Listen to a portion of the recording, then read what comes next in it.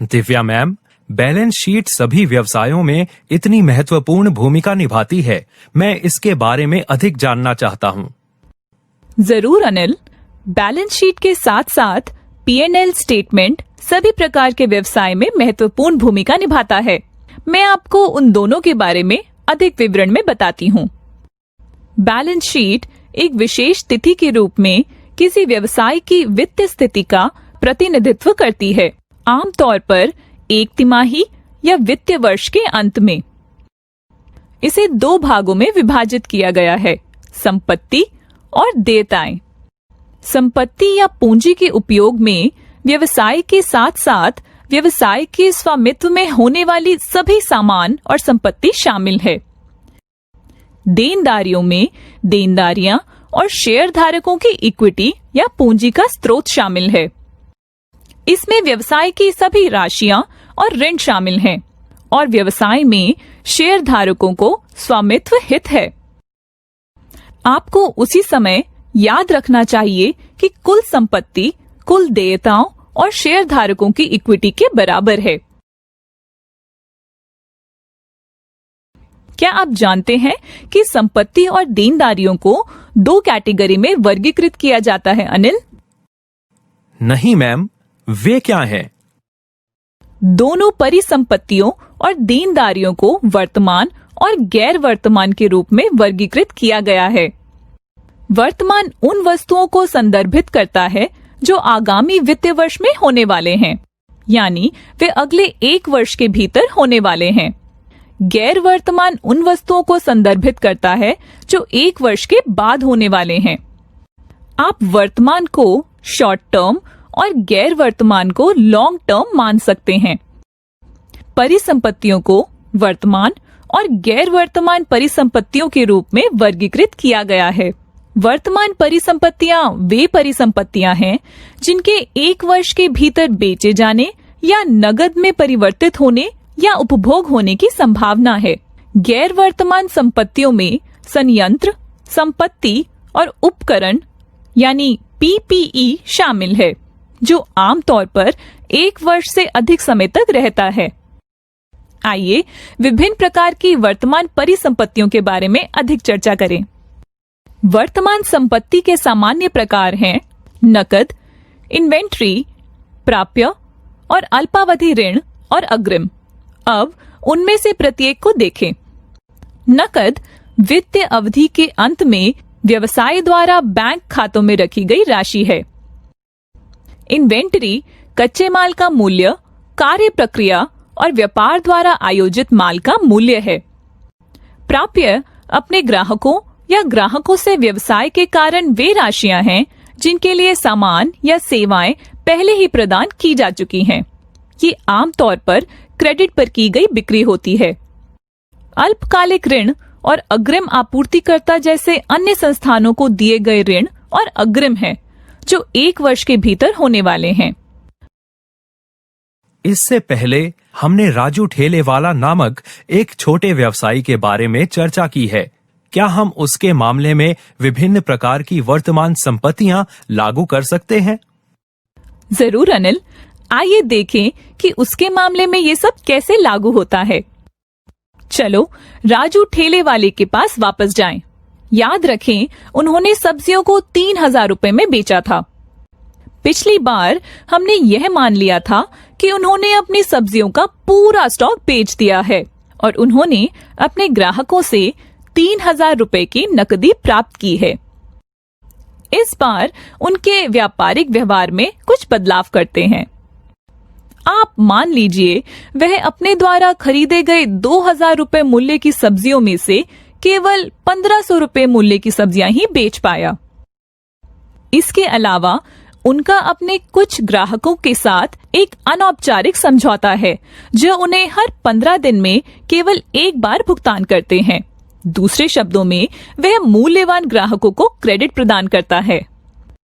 उन्होंने सब्जियों को कुल 2,250 रुपए में बेचा, जिसके लिए उन्हें नकद में 1,500 रुपए मिले और शेष 750 रुपए का भुगतान 2 सप्ताह के बाद किया जाएगा।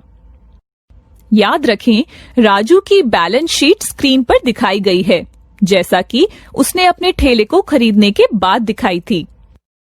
जब वह अपने ग्राहकों को सब्जियां बेचता था, तो उसे अपने कुछ ग्राहकों से 1500 रुपए नकद भी मिलते थे। तो अब उसका कैश बैलेंस 10,000 माइनस 2,000 प्लस 1500 है, जो कि 9,500 के बराबर है। उन्होंने अपनी 500 रुपए की सब्जियां नहीं बेची हैं, जो अब परिसंपत्ति पक्ष में सूची के रूप में दिखाई देगी। यह विशेष रूप से एक वर्तमान संपत्ति है। उसे कुछ ग्राहकों से 750 रुपए भी नहीं मिले हैं। यह राशि अब परिसंपत्ति पक्ष में प्राप्य के रूप में दर्ज की जाएगी। यह फिर से एक वर्तमान संपत्ति है। यहाँ राजू की अद्यतन संपत्ति की तालिका है। आप देख सकते हैं कि उनकी संपत्ति उस राशि के लिए शुरू होती है जो उन्होंने ठेले के लिए भुगतान की है, जो कि 10,000 रुपए है। फिर वर्तमान संपत्ति के रूप में उनके पास 9,500 रुपए की नकदी है। उनकी सूची में 500 रुपए की राशि है, जबकि उनके कुछ ग्राहकों से प्राप्य के रूप में उनके पास 750 रुपए की राशि है। तो उसकी कुल वर्तमान संपत्ति 10,750 है। ठेले की कीमत के साथ उसकी कुल संपत्ति अब 20,750 है। यह समझना आसान था। अब गैर वर्तमान परिसंपत्तियों के बारे में क्या गैर वर्तमान संपत्ति भी विभिन्न प्रकार की है, मैम? हाँ अनिल, है। मैं आपको सामान्य प्रकार की गैर वर्तमान संपत्तियों के बारे में बताती हूँ। सामान्य प्रकार की गैर वर्तमान संपत्ति है मूर्त संपत्ति, अमूर्त संपत्ति, गैर वर्तमान निवेश और दीर्घकालिक ऋण और अग्रिम। मूर्त संपत्ति में मशीनरी, भवन या भूमि जैसी अचल संपत्तियां शामिल हैं। इन्हें आमतौर पर संयंत्र, संपत्ति और उपकरण या पीपीई के रूप में जाना जाता है। अमूर्त संपत्ति में पेटेंट, ट्रेडमार्क, कॉपीराइट, सद्भावना, ब्रांड या मान्यता शामिल है। ये छोटे व्यवसायों और स्टार्टअप के लिए आम नहीं है। गैर वर्तमान निवेश ऐसे निवेश हैं जो 1 वर्ष से अधिक समय में परिपक्व होते हैं। लंबी अवधि के ऋण और अग्रिम आपूर्तिकर्ता जैसे अन्य संस्थाओं को दिए गए ऋण और अग्रिम है, जो 1 वर्ष के बाद देय होते हैं। अब राजू ठेले वाले के मामले में गैर वर्तमान संपत्तियों को लागू करते हैं। हाँ, मैं जानना चाहूंगा कि यह कैसे काम करता है। राजू ने अपने ठेले को खरीदने के लिए 10,000 रुपए खर्च किए। यह उनके व्यवसाय की अचल संपत्ति है। उसके पास कोई अन्य गैर वर्तमान संपत्ति नहीं है। यह राजू की अद्यतन संपत्तियों की तालिका है। जैसा कि हमने पहले चर्चा की है, उसकी गैर वर्तमान संपत्ति उसकी वर्तमान संपत्ति के बराबर है। संपत्ति के बाद आती हैं देनदारियां। क्या देनदारियों को भी अलग तरह से वर्गीकृत किया जाता है, मैम?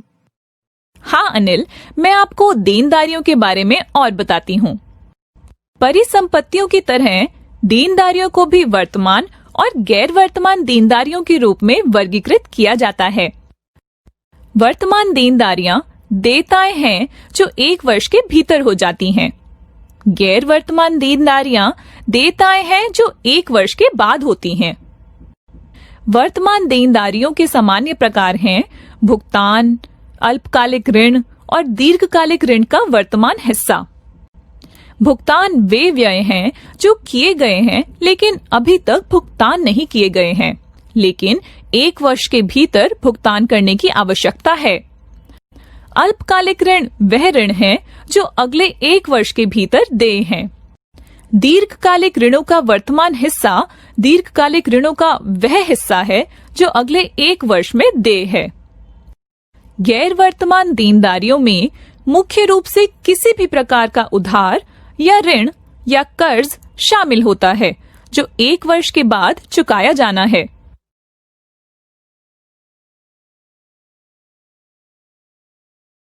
क्या आपने शेयर धारक की इक्विटी के बारे में भी कुछ उल्लेख किया है? यह कैसे काम करता है? हाँ, शेयर धारक की इक्विटी नामक एक कारक है। आइए इस कारक के बारे में अधिक जानते हैं। शेयर धारकों की इक्विटी एक व्यापार में सभी शेयर धारकों के कुल इक्विटी ब्याज का प्रतिनिधित्व करती है। यह कंपनी के निवल मूल्य का प्रतिनिधित्व करता है, जो कि व्यवसाय की संपत्ति और देनदारियों के बीच का अंतर है। शेयर धारक की इक्विटी में दो भाग होते हैं, शेयर पूंजी और अधिशेष। शेयर पूंजी नकदी के बदले शेयर जारी करके जुटाई गई धनराशि है। यह दर्शाता है कि मालिकों ने व्यवसाय को कितनी पूंजी प्रदान की है। अधिशेष एक व्यवसाय का लाभ है, जो लाभ और हानि यानी P&L स्टेटमेंट से आता है। क्या हम राजू ठेले वाले के मामले में इक्विटी लागू कर सकते हैं मैम? निश्चित रूप से अनिल। अगर आप राजू ठेले वाले को देखें तो आपको याद होगा कि उन्होंने सब्जियों को खरीदने के लिए 2000 रुपए का भुगतान नकद में किया था। एक बार फिर से उनके व्यापारिक व्यवहार में कुछ बदलाव करते हैं। मान लीजिए उसने सब्जियों को खरीदने के लिए नकद में 1250 रुपए का भुगतान किया और उसने शेष 750 रुपए मूल्य की सब्जियां क्रेडिट पर खरीदी। वह 2 सप्ताह के बाद अपने सब्जी आपूर्तिकर्ता को 750 रुपए का भुगतान करेगा। ठेला खरीदने के बाद उसके पास 10,000 रुपए नकद थे। उन्होंने सब्जियां खरीदने के लिए 1250 रुपए खर्च किए। उन्होंने कुछ ग्राहकों से 1500 रुपए नकद लिए। उनका नया कैश बैलेंस अब 10,000 माइनस 1250 प्लस 1500 है, जो 10,250 रुपए के बराबर है। राजू का अपने सब्जी आपूर्तिकर्ता पर 750 रुपए का बकाया है, जिसका मतलब है कि वर्तमान देनदारियों के तहत देय 750 रुपए हैं।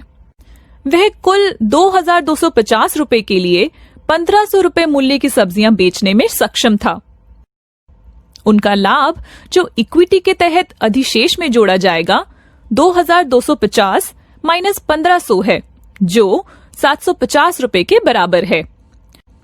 उसने कोई पैसा उधार नहीं लिया है और इसीलिए उसकी गैर वर्तमान देनदारियां 0 है। यह राजू की अपडेट बैलेंस शीट है। आइए राजू के व्यवसाय के निवल मूल्य को देखें। कुल संपत्ति माइनस कुल देनदारियों के बराबर नेट वर्थ है। राजू के मामले में यह 21,500 माइनस 750 होगा, जो कि 20,750 रुपए के बराबर है। कारोबार की शुरुआत में राजू की कुल संपत्ति 20,000 माइनस 0 थी, जो कि 20,000 रुपए के बराबर है। इसलिए राजू ने अपने ठेले के संचालन से 750 रुपए का शुद्ध मूल्य जोड़ा है, जो उनके व्यवसाय का लाभ है। P&L का अर्थ है लाभ या हानि स्टेटमेंट। इसे आय विवरण भी कहा जाता है। यह उस अवधि के लिए व्यापार के परिचालन परिणामों को दर्शाता है जो 1 वर्ष या एक पूरे वर्ष का 1/4 हो सकता है। लाभ और हानि के बाद शुद्ध आय राजस्व माइनस व्यय के बराबर है। कोई भी आय या लाभ जो शेयर धारकों को भुगतान नहीं किया जाता है, उसे प्रतिधारित आय कहा जाता है। बैलेंस शीट के शेयर होल्डर्स इक्विटी हिस्से पर सरप्लस के तहत बैलेंस शीट पर समय के साथ प्रतिधारित कमाई जमा होती है। राजू के लिए अधिशेष 750 रुपए था। मैम, आपने इन्वेंट्री नामक कारक के बारे में भी बताया था। यह व्यापार में कैसे कार्य करता है? हाँ, मैं आपको इन्वेंट्री के फंक्शन के बारे में बताती हूँ। और यह है क्या? इन्वेंट्री बिक्री के लिए रखे गए सामान या उत्पादों के निर्माण में उपयोग की जाने वाली वस्तुएं हैं जिन्हें बेचा जाएगा। बैलेंस शीट पर इन्वेंट्री के तहत आयोजित इन्वेंट्री की लागत रिपोर्ट की गई है। एक बार जब इन्वेंट्री बेची जाती है तो इसे अच्छी बिक्री की लागत के रूप में सूचित किया जाता है। P&L स्टेटमेंट में इसे COGS कहा जाता है। इन्वेंट्री की गणना इस सरल सूत्र द्वारा की जाती है, beginning of period inventory plus खरीद, जो COGS plus end of period inventory के बराबर है। राजू के मामले में उन्होंने शून्य इन्वेंट्री के साथ शुरुआत की, 2000 रुपए की इन्वेंट्री खरीदी, 1500 रुपए बेची। इसलिए end of period inventory 0 plus 2000 minus 1500 के बराबर है, जो 500 रुपए के बराबर है। 500 रुपए की यह राशि बैलेंस शीट में इन्वेंट्री के तहत दर्ज की गई है। अब आइए देखें कि एक्सपेंसिंग, कैपिटलाइजेशन और एमोर्टाइजेशन क्या हैं और वे व्यवसाय को कैसे प्रभावित करते हैं। राजू के मामले में आप देख सकते हैं कि ठेले की लागत जो 10,000 रुपए है, वह केवल बैलेंस शीट पर दिखाई देती है। यह P&L स्टेटमेंट पर दिखाई नहीं देता है। यह राजू के व्यवसाय की लाभप्रदता को प्रभावित नहीं करता है। यह एक्सपेंसिंग है। अब ऐसा क्यों होता है? ऐसा इसलिए है क्योंकि संपत्ति और खर्च एक ही सिक्के के दो पहलू हैं। यदि लागत का लाभ उसी अवधि में अर्जित करने की अपेक्षा की जाती है जिसमें लागत खर्च की जाती है, तो उस अवधि में लागत को समाप्त कर दिया जाता है। दूसरे शब्दों में, पूरी राशि उस अवधि के लिए P&L स्टेटमेंट पर खर्च के रूप में दिखाई देती है। कैपिटलाइजेशन या पूंजीकरण का मतलब है कि लागत की पूरी राशि को बैलेंस शीट में संपत्ति के रूप में दिखाया गया है। यदि लागत का लाभ भविष्य की अवधि में होने की उम्मीद है जब लागत खर्च की जाती है, तो उस अवधि में लागत को पूंजीकृत किया जाता है। पूंजीगत व्यय का उदाहरण संपत्ति, संयंत्र और उपकरण या PP&E। पूंजीगत लागत अंततः P&L स्टेटमेंट के लिए खर्च के रूप में ली जाती है। अमोर्टाइजेशन या परिशोधन भविष्य की अवधि के लिए किसी परिसंपत्ति के मूल्य को आवंटित करने की प्रक्रिया है, जब इसके लाभ अर्जित किए जाने की उम्मीद की जाती है, आमतौर पर संपत्ति के उपयोगी जीवन के ऊपर। उदाहरण के लिए, यदि किसी संपत्ति का उपयोगी जीवन 5 वर्ष का है, तो संपत्ति का मूल्य का 1/5 P&L स्टेटमेंट में उन प्रत्येक 5 वर्षों के दौरान खर्च के रूप में लिया जाएगा। परिशोधन का सबसे आम उदाहरण मूल्यह्रास है, जो PP&E को परिशोधन के लिए उपयोग की जाने वाली शब्दावली है। राजू के ठेले की लागत को उसके उपयोगी जीवन के लिए मूल्यह्रास किया जाएगा।